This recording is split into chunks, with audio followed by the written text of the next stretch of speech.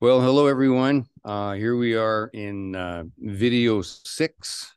We're into the sixth chakra, AJNA, and we are now going to get the full description of AJNA with David from Pyramid Yoga. So, Yeah. how would you launch into number 6? Full description of something invisible. Moved far away from the tangible first chakras. Here we're into the magnetic field. We had electromagnetic radiation, electromagnetic vibration. The reality of that is it's actually two separate forces. We have the magnetic and the electro. And in the reality of the fields, we have a magnetic line. It's like a guideline. And then you have an electron, a wave, or it can even be the wavering of the line around a certain center. So at the core of every electromagnetic frequency, vibration, there is a magnetic guideline. These guidelines are essentially directing everything that is happening in the universe and coming into the solidification of these waves at our molecular level. This is the pattern that they fall into. I think it is being discovered, rediscovered in modern science. If you listen to Nassim Haramein, for example, looking at patterns and realizing what we see again, the empty space thing isn't empty at all. And then when you go into the electromagnetic wave, something is guiding the wave. And it's falling into all of these various patterns of manifestation because there's a blueprint in behind all of this energy. And the blueprint is essentially ajna.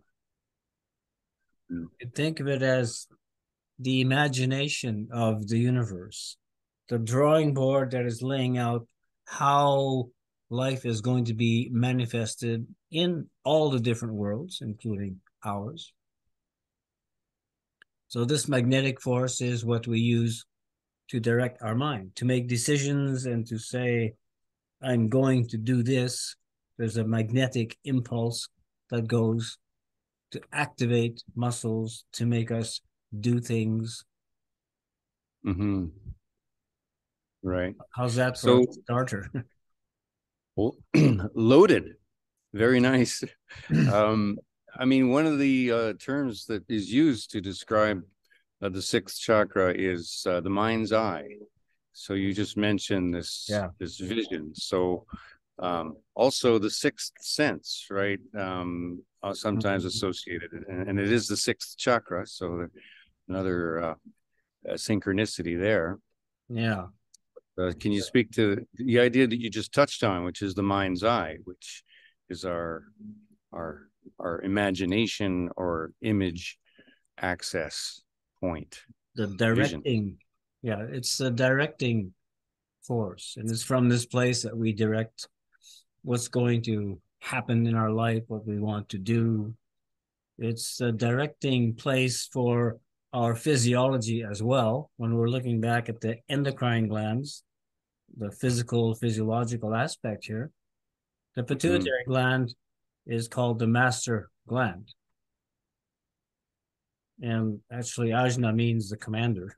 So this is where we send the commands. And the pituitary gland sends the directions. It puts out the little neuropeptide messages that go to the thyroid, to the parathyroids, to the thymus, to the pancreas, to the kidneys, to the sex glands.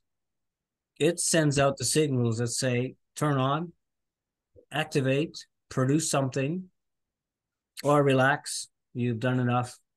So it's literally the directing force of our body chemistry and brain chemistry. And it's really in the center of our brain. From the mind, these commands are given, and this is how we regulate our chemistry. This is the connection, of course, mind-body connection. This gland is in the middle of our brain. Where do we think? Generally, we're thinking in our brain. And all the vibrations we make, we spoke of the vibration in Vishuddha. Vibration, as something vibrates, it creates a sound. Well, every thought you have is a sound in your head. And when we bring it down to the fifth chakra, we express it outwards. But if we don't express, it's still a thought in our head. It's a vibration. And in research already now 25 years ago or so, they found this area of the brain just above the pituitary called the hypothalamus. This is a kind of a emotional center, but they discovered that it's the place where the vibration of your thoughts is coded into the vibration of a molecular structure. By putting atoms together in a certain way, it replicates the frequency of the thought that you are thinking. So our brain chemistry is being manufactured here by our thoughts. From this little part in the hypothalamus, there's a little shaft going directly down to the back of the pituitary gland, activating the pituitary to then put out appropriate hormones, neuropeptides for whatever our thoughts are. Now, this is a very key and a very important point here, because the quality of your thoughts and how you think about yourself and how you are thinking along the lines of whatever your expectations are, this is directly going into your chemistry. So when you're on a roll of negative thinking, your chemistry goes into a negative vibration. And let's remember, atoms and molecules aren't little balls that aren't doing anything. They are vibrations. So all of these vibrations contained within the molecules are sending, it's like a little song. Okay, they have a song that they're bringing to the other glands and organs to function or not function, to do this or do that. So it's what are they going to do? Again, the importance of what are you thinking? So it's amazing how it's real time. It's what's happening right now. Like that little laboratory in there that can produce these chemicals and produce all this stuff is doing it on a real time basis, right? Yeah. And so, it's solidifying the vibration of our own thoughts into molecules. If you want to think of molecules as actually something solid, but they are conglomerations of vibrations. Just like in a band, you've got different instruments. The different atoms within the molecule have their little frequency, and when you put them together, it can make a harmonic song, or it can be out of tune. Dissonance, yes. Dissonance, out of tune, and we don't like to usually listen to music out of tune. It doesn't make us feel good. So the harmonic thing is a really important part of it, and having all of our brain and body chemistry functioning in a harmonious way is what creates health and happiness. And when you have this dissonance, this discord, this out of tuneness, I don't feel so good today. You're talking about your chemistry. Your feelings are your perception of your own chemistry. Right. And you can go back to Dr. Candace Pert, who many years ago discovered a lot about our brain chemistry and wrote a book called The Molecules of Emotion. And she's pointing out in the book that what we have, when we are experiencing emotions, we're really feeling our own chemistry and the vibration of our chemistry. Right.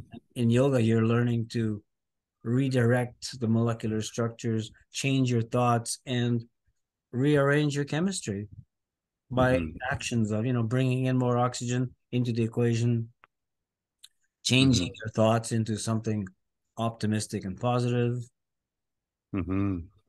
understanding that thoughts are actually electrical impulses. I mean, for science to understand that's pretty simple because um, they can register thoughts with sensors, placed all Yeah. over us. Yeah. And so the thought is registering as an electrical impulse. Mm-hmm. So thoughts are frequency. They are, in fact, electrical. And that's part of what we're talking about here with taking part in controlling or directing the types of thoughts that are going through your mind, right? Yeah, yeah. Uh, like negative self-talk and just negativity, pessimism. Um, Or just negative expectations coming from a memory of a disease or remembering something negative that happened. All of these things have an impact on our mhm, chemistry, on our health, on our state of consciousness. mhm, And we can choose to repeat the negativity or we create new thought patterns. You can imagine something better and put your energy into that imagination. And what we're doing the imaging with is the magnetic patterns that we are creating. And then it mhm, becomes electromagnetic as we add energy to it and we add the vibration to it in the thinking process, what they call affirmation. Okay. We talked about mhm, mantra a little bit in the last part, dealing with sound and Vishuddha chakra. The mhm, use of sound, changing the sounds. You're having a negative thought. Well, choose a different thought. Think something differently. And for mhm. most people, the thinking comes up and your consciousness is observing the thought, not realizing that your subconscious has created that thought. Right. So you roll it back and say, well, wait a minute, I want to redirect this vibration into something better. Mhm. Yeah. And we recreate the thought. You can chant Om. You can do Mhm. and various mantras and just take your consciousness away from the negative thought pattern and put it into something positive. Right. It's stepping out of this victim mentality that we're actually subject to those thoughts and ideas and that we had nothing to do with it, right? A lot of people talk about that, it's like they can't step into that control place. Um, I Or hate to use the most word people's minds are out of control. Let's put it that way. out of control. Yeah, Yeah. let's use the word out of control more. Random thoughts are coming from here and there, taking your consciousness over here, going into some fantasy, going into some fear. And we don't Mhm. realize we should be in control of all this. Yeah. This is where yoga redirects us into let's step back into the director's chair and Mhm. decide what we are going to think. And that's a Yeah. big step for most people. Well, Yeah. I just thought Yeah. of this and I just thought of that. And it's like, okay, well, why? Mhm. I mean, those thoughts have come from somewhere. Okay. They've come Yeah. from years of living in the world. They've come from watching TV, from listening to certain songs, Mhm. Yeah. whatever Yeah. programs that have been given to us through the educational system. What Yeah. ideas do we have in our mind? Go ahead. That's right. And what's coming up from the well of our subconscious? I call it the well of the Yeah, yeah. subconscious, right? What's coming up from this well of our subconscious are have some meaning, and there's messaging there, and there are ideas that we can take from it. But becoming more of a director is part of what we talk about here with the mind's eye. And Yeah. so the other thing, what about you talked about pituitary gland and where does the pineal gland link into this? Because that's mainly usually seen as the third eye, right? Yeah, it's in the yogic system is more connected to the seventh chakra, which is Right. the element of the seventh chakra is consciousness itself. Here we're in Right. the magnetic field, and we go down to electromagnetic, etc. Mm-hmm. The pineal gland is a light sensitive gland. And when we say light sensitive, it's beyond what our normal eyes can see as far as light. Light is electromagnetic frequency. And the Mm-hmm. pineal gland is subject or a receiver for a much greater scope, a much greater bandwidth, let's say. Mm-hmm. And it's reacting to that. Now, was research done back in the late 60s or 1970s Actually, Gene brought me this magazine when I was in India, published by RCA Electronics Corporation. They had done RC. they had done these experiments with because they were developing color television and wanted to know, well, what we do with this? What's the influence? And they could measure the difference in looking at the color red, looking at the color green or blue or purple, stimulated the pineal gland to put out slightly different hormones, different neuropeptides. And that is then influencing your brain, going into the hypothalamus and the pituitary. So it's like above, it's an epiendocrine gland that runs on light. Now, what else they have discovered in more recent years is that it's like a crystal. There are actually crystal cells within the pineal. Now we're getting Within the gland. seventh chakra, of course, but and it's Yeah. reacting. The crystals are picking up frequencies of all kinds, and that's filtering down to the pituitary. The pituitary is where we decide, make decisions, govern our thoughts, decide to do this, do that, and all of this in the forebrain where we make these decisions, where we come to understanding things. We had Right. a lot of information in the fifth chakra. I'm talking about universal information as well as whatever's in the library, whatever Google knows. But the sixth chakra wants to understand, doesn't need so much information, but to understand the information you have is what's the processing center of the sixth chakra. Process the information and come to conclusions. And it's always trying to do this. This is its mission, one of its missions, as well as directing, etc. So this is an important thing to understand. Gathering knowledge is we're in the information age. There's too much information that is irrelevant for the most part. Yeah. Too much information. So calming the mind and getting rid of those peripheral and useless ideas that just keep cycling around would be one of the objectives for centering ourselves and working with the sixth chakra. What techniques can we use to help this process of getting the sixth chakra to spin properly? We talk about meditation. We talk about concentration. There are 3 steps of contemplation, concentration, and meditation in yoga. Now, when I say contemplation, this is an active thinking process. And in this process, you're looking at all the stuff that has been programmed into you. And when you're looking at this processing function of AJNA, it's trying to come to a conclusion. Everything you've been taught, all of the conflicts, all of the theories, all of the good and bad experiences are there to learn something from. And we have a lot of unresolved issues. We have a lot of theories about this or that. We have a lot of mistaken history that's not true. And because your mind wants to understand, it's on this ongoing processing thing. This is part of what creates a disturbed mind, and you can't find peace of mind because it's still trying to figure things out. So there's a certain amount of figuring things out that needs to happen. And in yoga, we get into, the ekadasi. You're using a breathing technique that goes into your memory banks, into your past, into your cellular memory of your body, bringing up the things that are unresolved, the things that were traumatic, and that are disturbing energy fields, energy flows within the nervous system.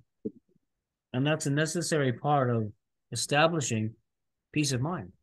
Once you have peace of mind, you're sitting stable, very peacefully, and you can choose to then direct your energy with concentration.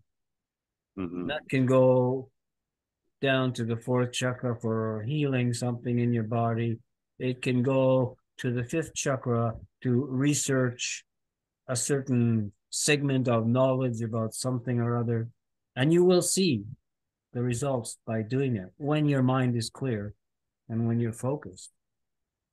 Right. Then we spoke last time about using mandala, visual concentration on mandalas, which are like little visual tuning forks that then direct your mental process into this chakra, that chakra. And this is used to explore and to learn more just by observation and focused concentration on mandala, on specific geometry, sacred geometry, temples, churches, cathedrals. Look at those big stained glass windows in the cathedral. There's a message, there's knowledge in behind there. And it's especially beautiful if the sun is shining through it and you're looking up, you're getting, wow, that's so beautiful. With the beauty and the light comes information that is uplifting, about getting us into these higher chakras where we feel the universal love of Christianity is talking about, etc. Right. Yeah. So the complexity as we came up the chakra column, the petals and the geometry of representation of the chakra got more and more complicated, more crosses, more intersections. And in AJNA, we have just the two petals, right? Right. So the reason I bring that in is just to bring that visual in, because we're talking about the visual mandala, but also understanding that now we've gotten to a place now where there's just the two petals, and it's just yes, the aspects of polarity and that sort of thing. So duality, polarity, duality. Yeah, think of magnetic. What is magnetism? We have the North and South Pole. The polarity is there. It creates duality. We want to be sitting in the middle, and the balancing of these two is another aspect of AJNA. And our brain has two parts, two halves. These are the two petals of Ajna.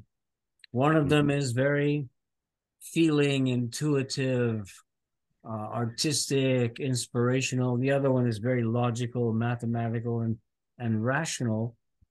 And they're meant to work together. When they are working together, you get a complete picture of the feeling, the intellectual understanding.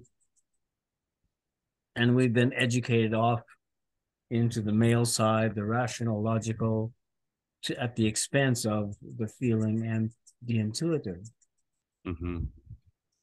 So in the sixth chakra, you want to rebalance that and bring it back into a harmonious cooperation of seeing both sides of the picture. It also brings us into our masculine and our feminine nature, which is part of us, whether we're male or female. We have both of these components. So we're kind of in an age where the men are becoming more feminine, the women have already become too masculine. There's a place that we'll find a balance at some point here. Have to find our way back to center again. Yeah. And so the contemplation and meditation, exercises of the mind are the primary tools that we can use then? Yeah. And in the forms of yoga that we have been speaking about, it's Yantra Yoga. Yantra is the study of sacred geometry.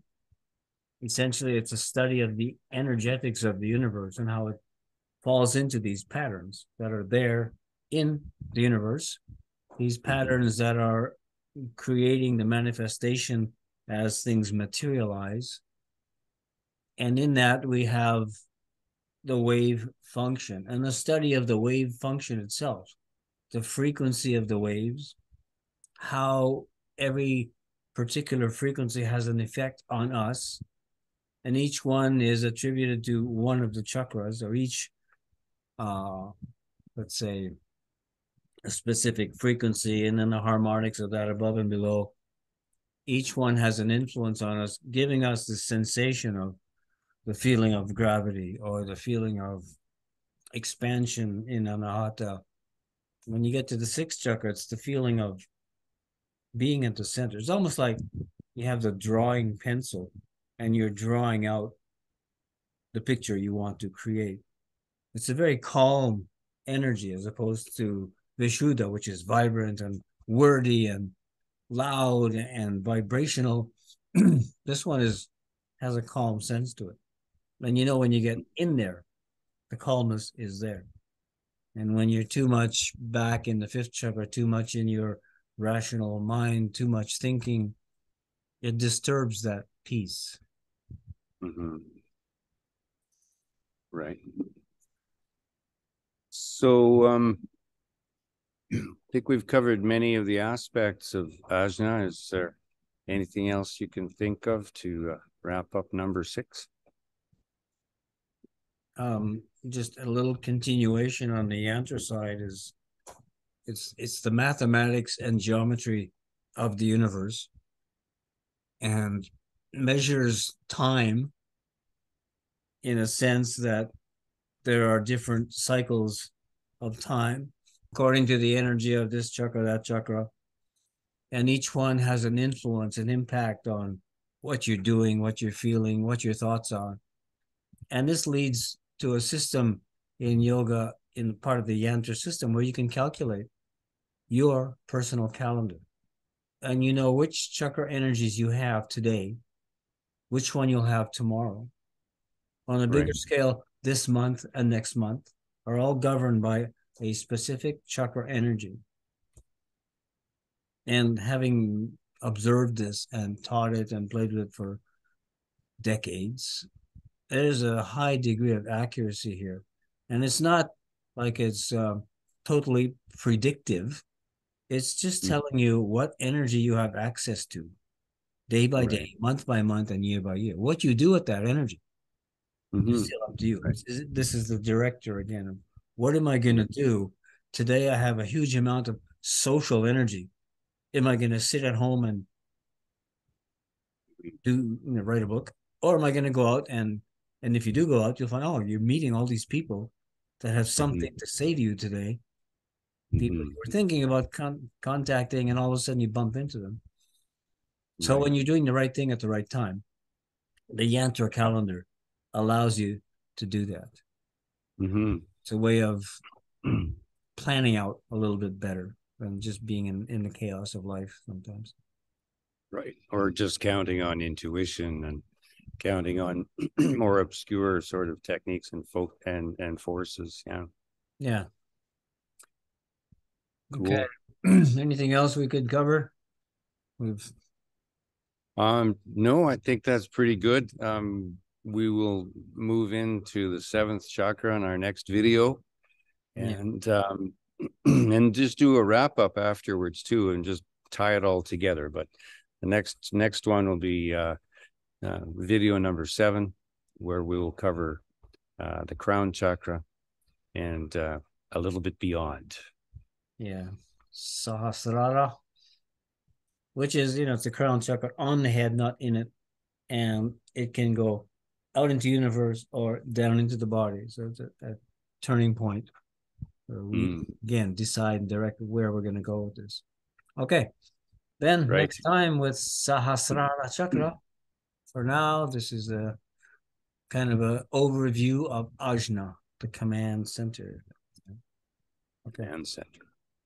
All right. Until next time. Yeah.